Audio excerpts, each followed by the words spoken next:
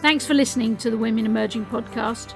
Every week we put up a new episode with insights into leadership, practical leadership, seen through the eyes of women leaders of all ages and all sectors from right across the world. Our aim is for women to be able to say, if that's leadership, I'm in. Don't forget to subscribe to the podcast and join Women Emerging on our website, womenemerging.org.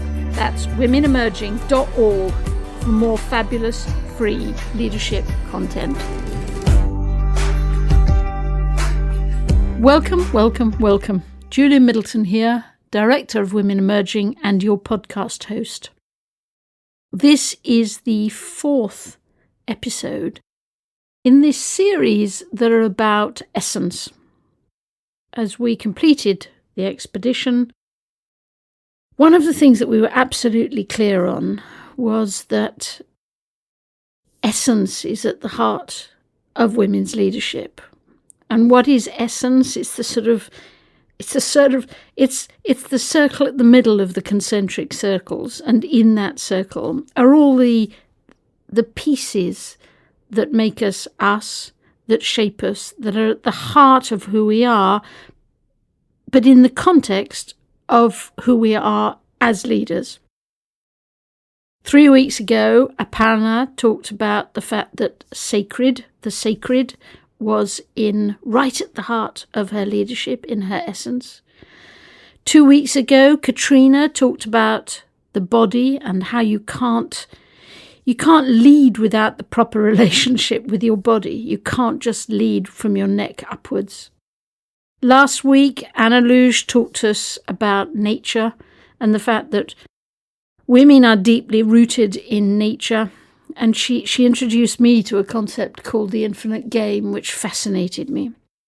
This week, we're talking to Melissa, and she is going to talk to us about motherness, which I suspect is very much in the essence of women's leadership.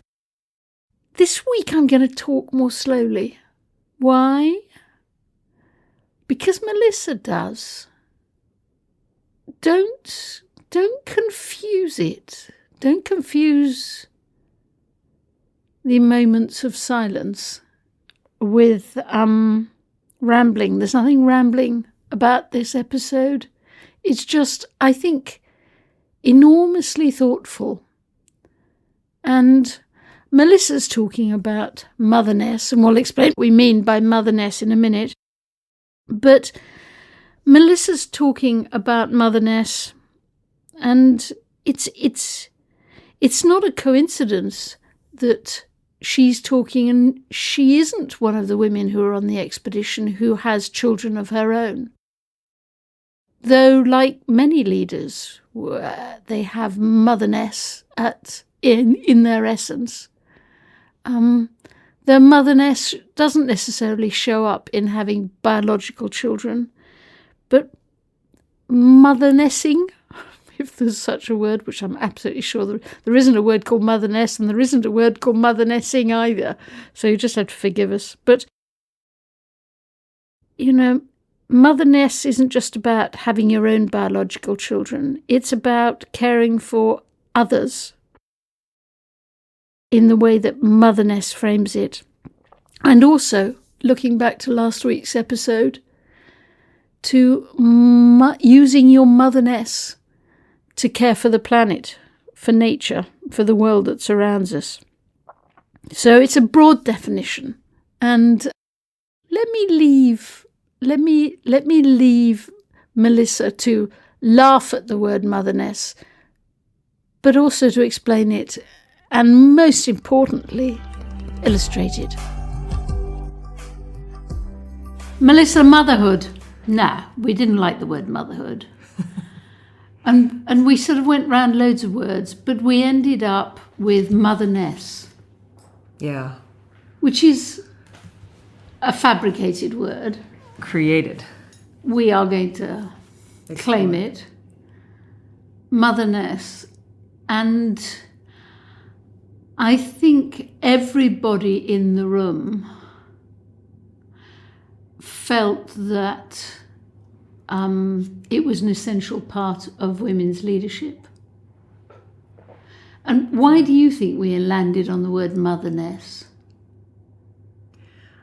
I think that there's probably an element of everyone present that just liked to create new things. There is some truth in that, so- especially new words. New words that have meaning that is going to expand to fill it, right? And, I guess motherness, like togetherness, is that quality of being What? I would say like a mother. I think the difference, maybe if you just contrast the word together and togetherness and mother and motherness, together is kind of a state in some ways, right? It's a descriptor. And I think mother, see, what really perplexed me was you asked the person who isn't a biological mother to talk about mothering or motherness. But I think the idea was that there was a quality that is maybe most viscerally and almost universally experienced by women, that is a quality that gets engendered into leadership that women carry, or that many women carry. But actually, I was thinking about it. I think there are men who carry motherness too. Yes, so do I. It's interesting, isn't it? I was thinking about this so much last night because I knew we were going to have this conversation. I don't know why everybody avoids this conversation. I suspect part of it is because it's so difficult to grasp, to name, to shape, to everything. But I was thinking, I'm very conscious that even though my children are now in their 30s, when things get really tough, sometimes they phone me, and I'm conscious it really doesn't matter what I say. I could read the telephone directory. Yeah. But your presence. It's the voice, I think. But what's interesting, and I think this will resonate with you, is that I now find I do exactly the same thing with my own 94-year-old mother. I'm conscious that my voice, especially when she's being at her most outrageous, which I suppose you're allowed to be when you're 94, but yes, you have an ability to your voice. And so just to come back to the point, I think it is actually quite important that it's you talking about this, because I don't think it's just about having your own biological children. I think it's about having other people's biological children around you. It's mothering other generations, and it's also mothering the earth. Yeah. I think that the essence of the quality is almost approaching the world and approaching others as if they were your children. And I know that might sound like a huge and impossible leap, but I've always felt that actually that's the basis of my action, and whatever I do, I do it as if you were my blood. Yeah. And you do it differently if I was a baby, or if I was a toddler, or if I was a teenager, or if I was in my 20s, or in my 30s, or indeed in my 60s, or in my 60s though too, isn't it? So it's not that it's a sort of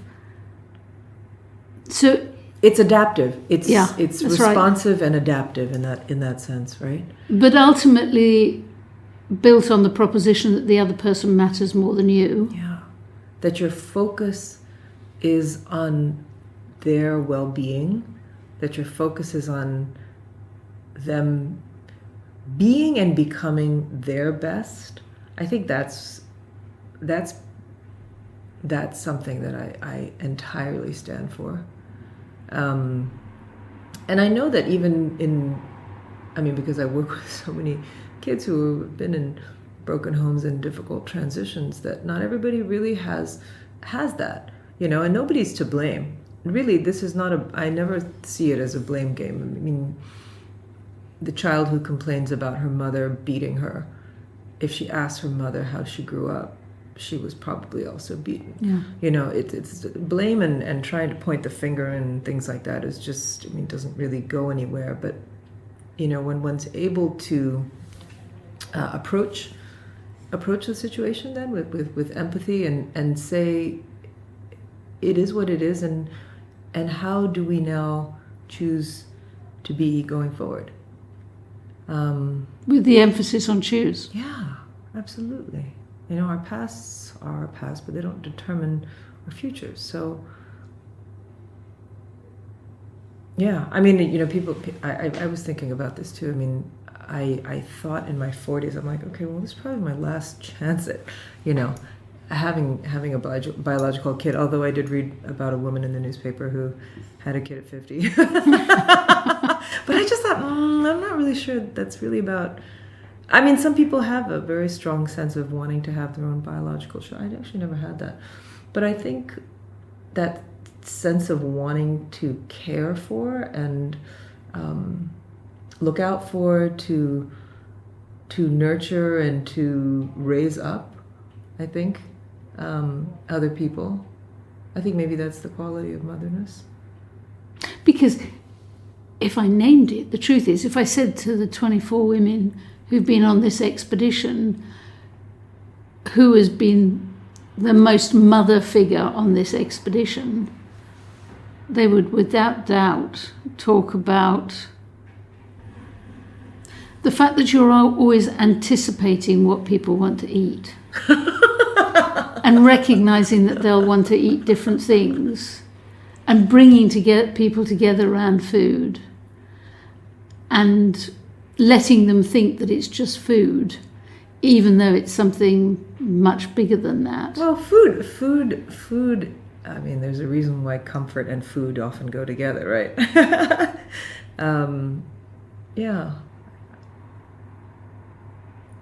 Yeah, there's a reason why we have hangry people. So, there is an emotional side, I think, to that. And just feeling... And just knowing that someone cares about what's in your lunch box or whatever, right? It gets to be like that.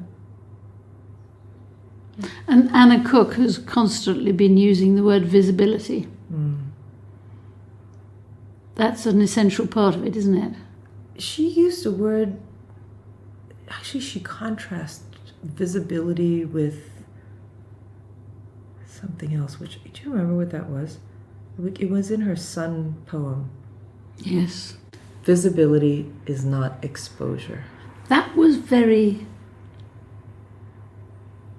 typically Anne, beautifully put.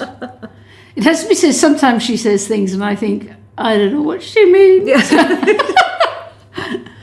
But on that one, so how do you make people visible without making people feel exposed, or feeling that they need to expose themselves to be visible, right? How does one be quietly visible? How does one be quietly present? I think that maybe that's that quality too, where you care about people's needs, concerns, issues, hankerings. But it's equally, do you not think that, maybe Motherness helped us out of this thing that, if you use the word motherhood, you get all these gentle, soft, sweet words that all sort of, in a honey form, pour out of people's mouths. Motherhood? Yeah. But Motherness is not just those sweet sounds, is it? It's also, don't cross a mother. Yeah. Your mother will tell you what to do. Absolutely. They'll beat you to the ground. So if Your you mother will bring establish out, the boundaries.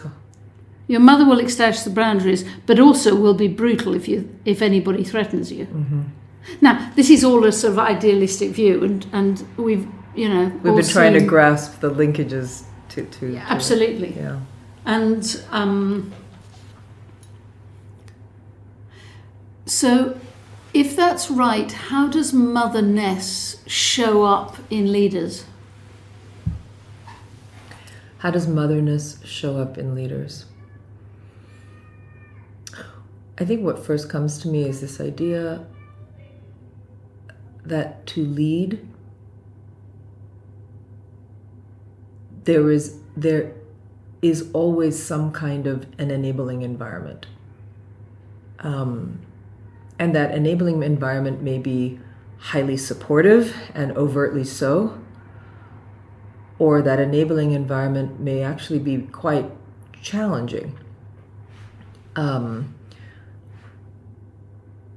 But even in the challenge, there is some base foundation upon which you then build. And I think Motherness, in a sense, is about creating those conditions and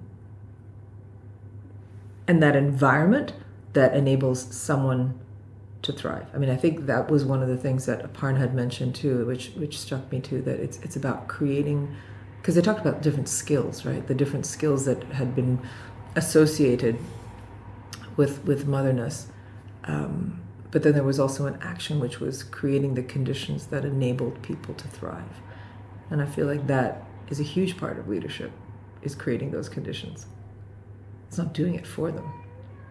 It's not telling them what to do necessarily, but creating the conditions where people find it within themselves to enact, to try, to take that action. And when have you put that into practice? Give us an example. Creating the conditions. Well, I think of my current home. Actually, I mean in Queenstown, in Singapore. I felt choosing to live in a mixed income neighborhood, where people didn't necessarily connect, where there wasn't necessarily a care for the public spaces, where there wasn't necessarily a strong connection to the place or each other. Moving there and opening the home, opening the house in a sense, inquiring of others what their strengths and interests were, finding and listening hard to their answers. Like, I mean, who are you? Hi, by the way, I'm your neighbor. Like, tell me a little bit about what about what you love about the neighborhood. What do you do? What do you like to do? And finding ways in which their interests and talents could be shared, not just with me, but in a sense with me to others. And that's been the intent, is to actually build the community so that it's not just Melissa running activities and programs in her home. It's very much more people who've actually lived there for decades and never said a word to each other, now knowing one another, knowing about each other's families, knowing what they love to do. So if my neighbor loves to cook and he's only able to have a job 2 days a week, doing that, how could we share his food with other people who could then maybe start ordering from him and get a little mini catering business going? It's things like that. It's like how can those possibilities be birthed through just creating the space where people's gifts and talents were discovered and then shared with one another. I think that, and there's a lot of sitting and eating and laughing around a table that just made all of that possible. So that in a sense, is creating the conditions for others to find their voice, others to find their place, to find others with whom they resonate. Did you use food there? Oh, there's a lot of food. I have the most war ready pantry. It's like kind of ridiculous. What's in the pantry? What kind of food? Oh, so I have everything. So you have to have like the stock of starchy staples. So there's the rice, noodles, piece that's in there. Then you have a variety of different sort of like sauce bits and condiments that can kind of be assembled. This is dry goods section, right? I also always have like a ready stock because we have a lot of Muslims who live in my neighborhood too. So, the Chinese like to eat pork. The Muslims aren't going to touch pork. So finding a way to have food that caters to everybody, I think, is one other part of it. So making sure I don't do a lot of tinned type of foods, but sometimes bits of it help. And then there's always a lot of wine and soda and everything else there too. And if you left the community, would that culture continue? Having just left an organization, I feel like the succession and succession is always important. I don't plan to leave the community, but I don't believe that community can or should ever be built around a single person, and so the most important thing is actually raising up a core with common values and a common sense of what we want to see in our neighborhood, and ensuring that we're constantly bringing in new and different people into the mix. And so I have to say that we're a year into it, and I don't actually show up at every Saturday that we do our things, and that's been great because it never should be about a single person. And a Motherness is that, isn't it? It's sort of built-in redundancy. Yeah. And I think not quite redundancy, perhaps. No, but it's built-in evolution. Yeah, it's built-in letting the chicks fly, or the yeah. knowing that they'll go, right? Yeah, my mother always used to complain. She's like, children never came with an instruction manual, but I think that's what, in a sense, Motherness is figuring out what to do despite that. So that is a fantastic story. Give me another story where you brought the Motherness into an organization you were leading. I mean, go back to the corporate world if you like. Just go to lots. You've been in all kinds of different organizations. Actually, the one thing that really, in my last role, I think I was the only CEO who ever hugged people.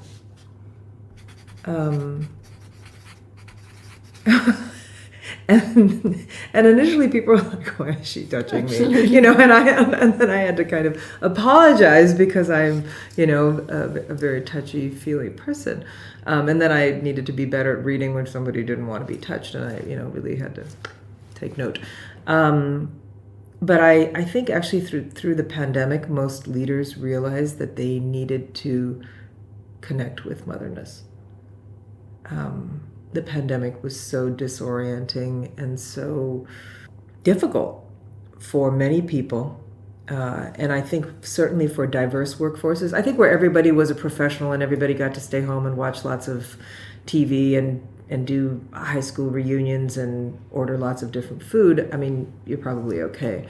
But, if you have a very diverse workforce where, home isn't a safe place necessarily, or home isn't a spacious place, where you're not used to seeing the same people 24/7, but you're in a sense,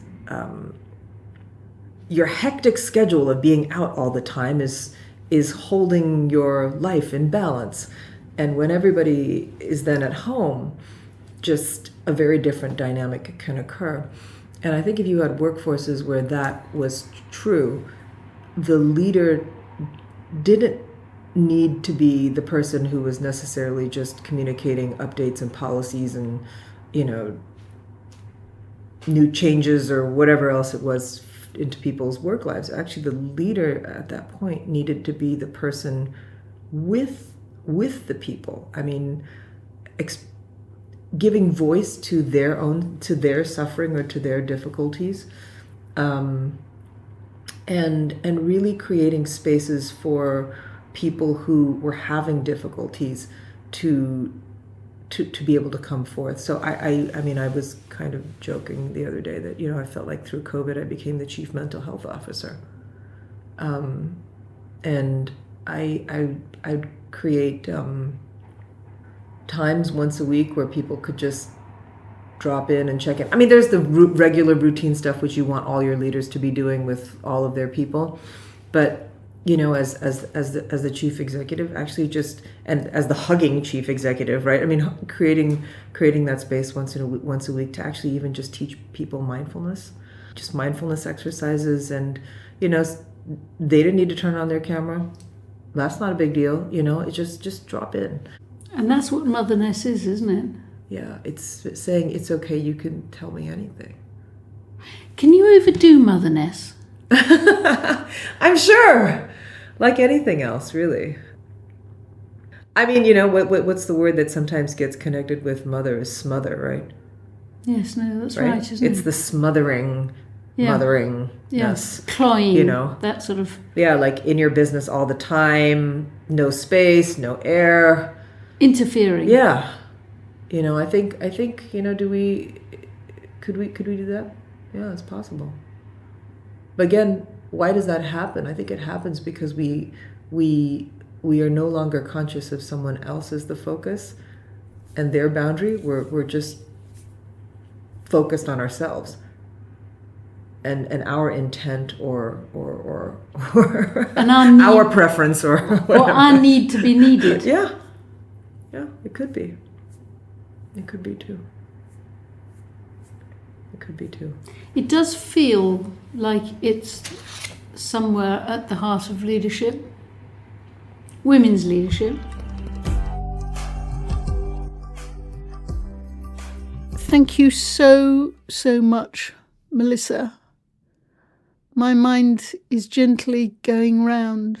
There are so many words that you've used that stick big time. I remember we recorded 2 episodes, I think it was episodes 46 and 47, that were about, we hadn't discovered the word motherness then, they were about mothering. We had on 46, we had Rachel and Myrna talking about what you learn about leadership when you've got small children. And the enduring memory is the image of Rachel standing with a screaming child in a shower as he quietly calmed down. There was no water coming out of the shower, but just the ingenuity of standing in a shower. Who would have thought it? And that meaning that your child, your baby, stopped crying, though you'd spent probably the whole morning trying to find other more traditional ways of doing it. And then we had, on 47, we had Samia and Saba. And I think my enduring memory is very much Saba talking to us about how motherness might appear to be all about warm and honeyed words, but it's also about being tough and sometimes quite fierce. And how she reframed the naughty chair for her 2 lovely sons. She didn't have a naughty chair when they'd been outrageous. She had a thinking corner, which, anyhow, she talked to us about it. So there is, without doubt, so much learning from motherness into leadership. I'm interested in this word visible. Maybe motherness causes other people to always know that they will be visible, at least to you, and how important that visibility is. and actually how important it is when it's absent. If you don't have that gift of somebody who gives you their motherness. Visibility, I thought, was an extraordinary word. And Melissa's very clear, isn't she, that the motherness is about creating an environment in which others thrive. And leadership is exactly the same. Whether you're doing it to your biological children or to the people around you. So yes, motherness, weird word, but maybe quite a useful word. Maybe it breaks us away from the word mother, mothering. I think it might helpfully break us away from that. Because certainly at the beginning I was very uncomfortable about mothering and motherhood. Somehow they felt very excluding words. Very, very excluding words. So anyhow, I leave you with these, episodes? This is episode 53, and we had episode 46 and 47 with Rachel in the shower and Saba in her thinking corner, or having sent somebody to her thinking corner. But I think I will add to it Melissa making food and being the hugging chief executive. I'd like to be described one day as the hugging chief executive. I'm not surprised that Melissa was called that. Anyhow, lots of love. Next week, another piece of essence. Look forward to it. Love, Julia. To become part of our movement and share your thinking with us, subscribe to the podcast and join the Women Emerging group on our website at womenemerging.org. We love all of the messages you send us. Keep them coming.